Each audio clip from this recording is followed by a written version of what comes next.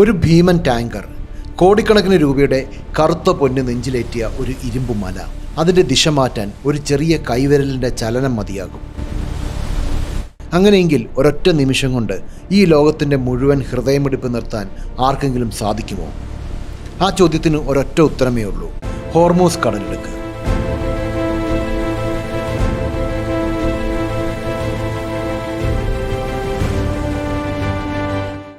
നമ്മൾ ജീവിക്കുന്ന ഈ ആധുനിക ലോകം പ്രവർത്തിക്കുന്നത് ഇന്ധനത്തിലാണ്. ചരക്ക് ലോറികൾ നിരത്തിലിറങ്ങാനും വിമാനങ്ങൾ ആകാശമുയരാനും ഫാക്ടറികൾ പുകയുയർത്താനും ഇന്ധനം വേണം. ഈ ഇന്ധനത്തിൻ്റെ ഭൂരിഭാഗവും ഒഴുകിയെത്തുന്നത് മധ്യപൂർവ്വ ദേശത്തിൻ്റെ മണലാരണ്യത്തിൽ നിന്നാണ്. എന്നാൽ ആ അനന്തമായ എണ്ണക്കടലിന് പുറത്തേക്കുള്ള വഴി വളരെ ചെറുതാണ്. ഒരു ചോർച്ച തടയാൻ വിരൽ അമർത്തിപ്പിടിക്കുന്നത് പോലെ ആർക്കെങ്കിലും എപ്പോൾ വേണമെങ്കിലും ഞെരിച്ചു കളയാവുന്ന ഒരു ഇടുങ്ങിയ വഴി.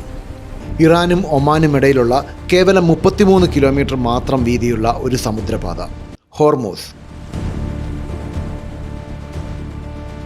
ലോകത്തിലെ മൊത്തം പെട്രോളിയം വിതരണത്തിൻ്റെ 20% ഒഴുകുന്നത് ഇതിലൂടെയാണ്.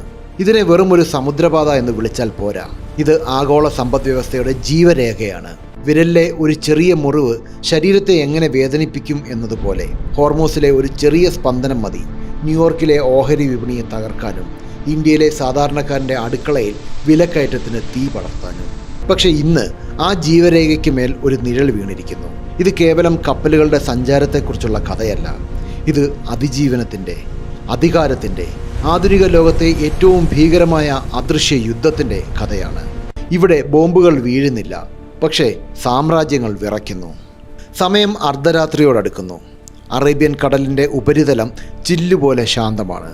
ആ ഇരുട്ടിൽ 1,00,000 ടണ്ണിലധികം എണ്ണയുമായി ഒരു ഭീമൻ LPG ടാങ്കർ മുന്നോട്ട് നീങ്ങുകയാണ്. ക്യാപ്റ്റനും ക്രൂവും സുരക്ഷിതരാണെന്ന് വിശ്വസിക്കുന്നു. എന്നാൽ ആധുനിക യുദ്ധത്തിൽ സുരക്ഷ എന്നതൊരു മിഥ്യ മാത്രമാണ്.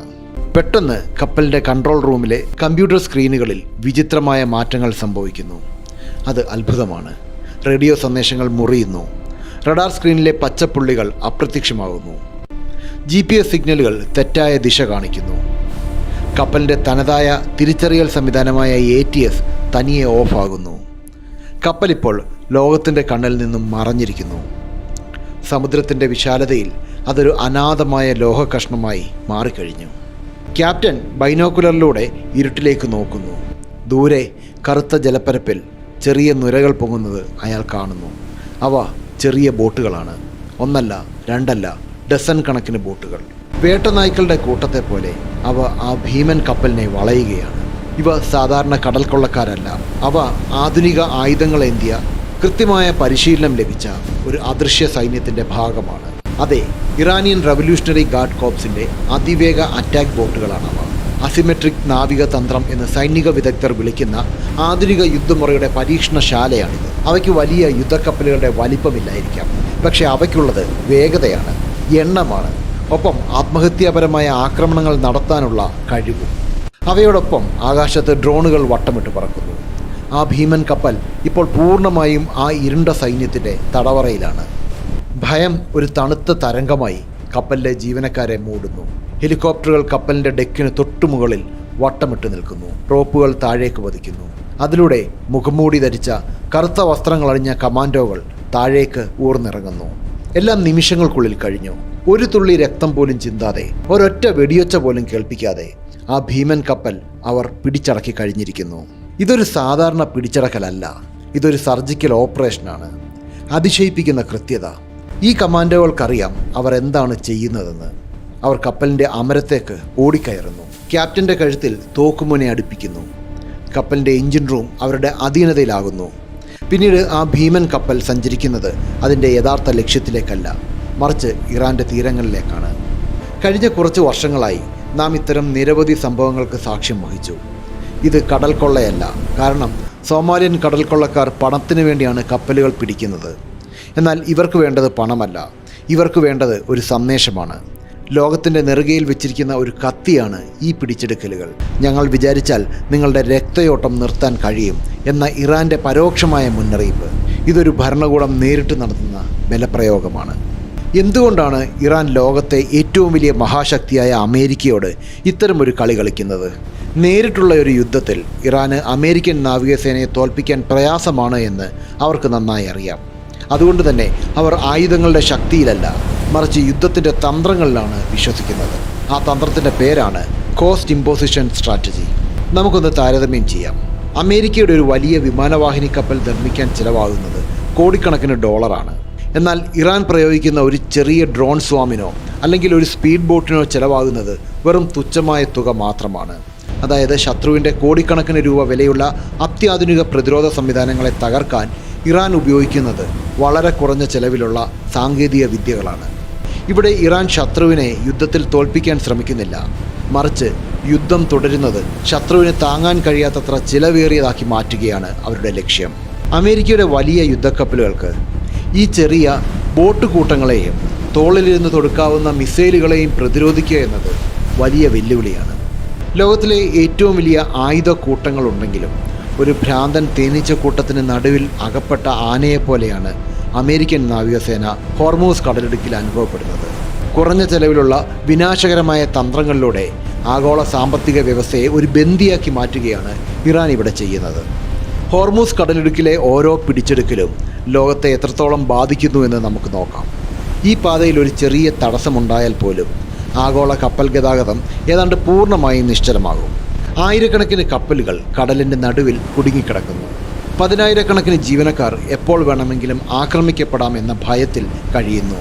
എന്നാൽ ഈ പ്രതിസന്ധികൾക്കിടയിലും ചില കപ്പലുകൾ സുരക്ഷിതമായി കടന്നു പോകുന്നുണ്ട്. അത്ഭുതപ്പെടേണ്ടതില്ല, അതിനു പിന്നിൽ ഒരു പുതിയ അധോലോക വ്യവസ്ഥിതി തന്നെയുണ്ട്. അന്താരാഷ്ട്ര മാധ്യമങ്ങൾ ഇതിനെ വിളിക്കുന്നത് തെഹ്റാനിലെ ടോൾ ബൂത്ത് എന്നാണ്. ഈ വഴിയിലൂടെ സുരക്ഷിതമായി കടന്നു പോകണമെങ്കിൽ നിങ്ങൾ ചില നിയമങ്ങൾ പാലിക്കണം. ഒന്നുകിൽ നിങ്ങൾ ഇറാൻ പറയുന്ന സുരക്ഷാ ഫീസ് നൽകണം, അല്ലെങ്കിൽ നിങ്ങളുടെ കപ്പലിലെ ഐഡൻറ്റിഫിക്കേഷൻ സിസ്റ്റം ഓഫ് ചെയ്ത് ഒരു പ്രേത കപ്പലിനെ പോലെ ഇരുട്ടിലൂടെ സഞ്ചരിക്കണം. അതുമല്ലെങ്കിൽ വ്യാജമായ പേരുകളും രാജ്യങ്ങളുടെ പതാകകളും ഉപയോഗിച്ച് വേഷം കെട്ടണം. ലോകത്തിലെ ഏറ്റവും തിരക്കേറിയ ഒരു അന്താരാഷ്ട്ര സമുദ്രപാത ഇപ്പോൾ ഒരു രാജ്യത്തിൻ്റെ സ്വകാര്യ ടോൾ പാതയായി മാറിയിരിക്കുന്നു. ഈ യുദ്ധത്തിൽ ബോംബുകളോ മിസൈലുകളോ ഉപയോഗിക്കപ്പെടുന്നില്ലായിരിക്കാം, പക്ഷേ ഇതിൻ്റെ ആഘാതം ഹിരോഷിമയിലെ ബോംബ് സ്ഫോടനത്തെക്കാൾ ഭീകരമാണ്. കാരണം ഇത് സാമ്പത്തിക ഭീകരതയാണ്. ഹോർമൂസ് കടലിടുക്ക് ഒരാഴ്ചത്തേക്ക് അടച്ചിട്ടാൽ എന്ത് സംഭവിക്കും? ലോകത്തിലെ എണ്ണവില കുതിച്ചുയരും. ബാരലിന് $150 മുകളിലേക്ക് അത് കുതിക്കും. അതിൻ്റെ ഫലമായി എല്ലാ രാജ്യങ്ങളിലും പണപ്പെരുപ്പമുണ്ടാകും. നിങ്ങൾ വാങ്ങുന്ന പാലിനും പച്ചക്കറിക്കും വരെ ഇരട്ടി വിലയാകും.